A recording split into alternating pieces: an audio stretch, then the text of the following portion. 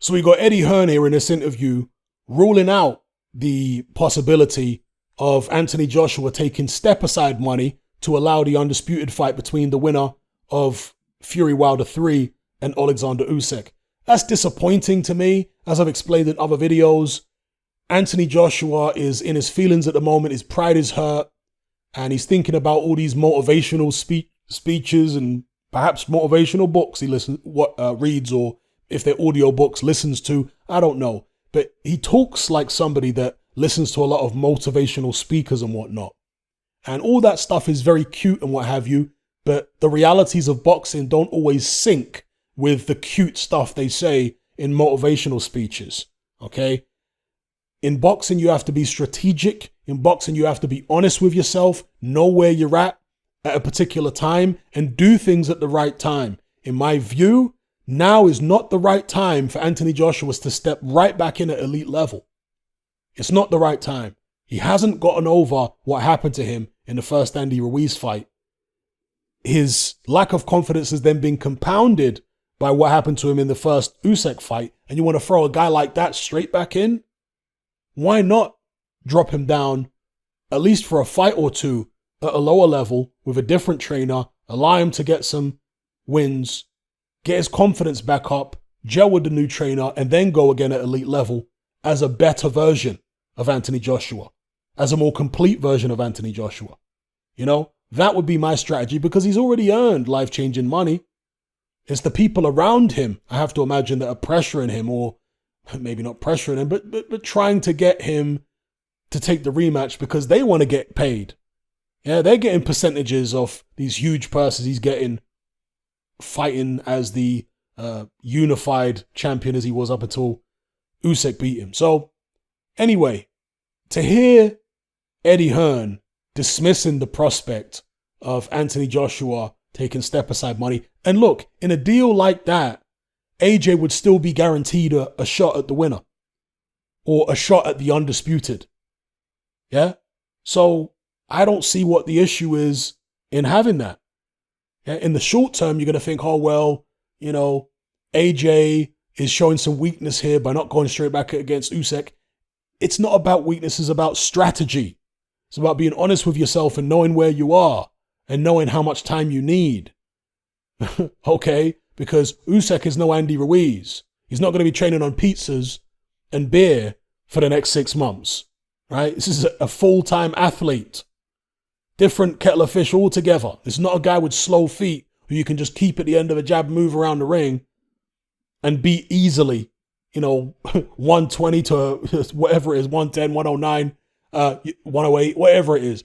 You're not going to be able to do that with Alexander Usyk. It's going to be tricky. Even if you manage to beat him, it's going to be a tough and difficult fight. Yeah?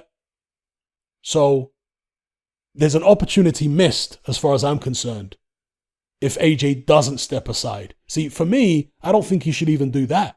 In an ideal world, forget about Undisputed, forget about Alexander Usyk. Just concentrate on doing what he needs to do to make himself a better fighter, to recover mentally, to galvanize his spirit, and then to move back into elite level later down the line when he's a more complete Anthony Joshua. Yeah? But failing that, if they don't want to go that extreme, if you can call that extreme, then a compromise somewhere in the middle would be stepping aside and allowing the undisputed fight between the winner of Wilder Fury 3 and Usyk to take place. Then AJ could have maybe 1 or 2 fights in the interim before getting his guaranteed shot at whoever the winner is of the undisputed. Yeah? That would be a compromise for me. But again, Eddie Hearn is saying that because he apparently spoke to Anthony Joshua about this, and before he could even get a sentence out, AJ apparently said, no way, I want to go straight back in there against Usyk. Pride comes before a fall. That's all I'll say about that. Pride comes before a fall. I think that in this situation, and even Eddie Hearn, right, his pride is hurt. He doesn't want Bob Arum and Frank Warren or even Al Heyman getting one over on him. But sometimes what's best for a promoter is not always what's best for a fighter. Sometimes the best interest of the fighter and the best interest of the promoter clash. You see? And therefore it's important for a fighter to know exactly what their best interests are. Because if your best interests are different to what the promoter's best interests are, then he's not going to convince you to do what's best for you. He's going to convince you to do what's best for him.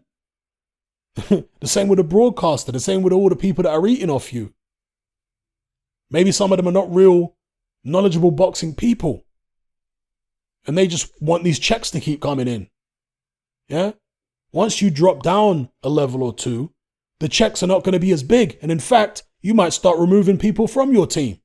Not Eddie Hearn, because you're signed to him for life, right? But you might start removing some other people. And they don't want that to happen. You see? So anyway, let me know what you guys think in the comments below about Eddie Hearn ruling out the prospect of AJ taking step-aside money to allow the undisputed fight to take place. Now, another one of the reasons why Eddie Hearn doesn't want this is because Dillian Whyte has been trying to get that WBC title shot.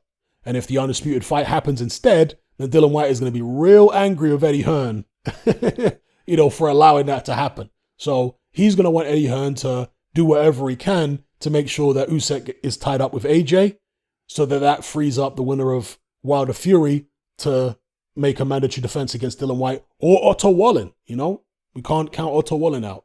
So that's another reason why Eddie Hearn may be saying the things he's saying and doing what he's doing. But let me know what you guys think in the comments below anyway. I'll speak to you guys in the next video. I'm out.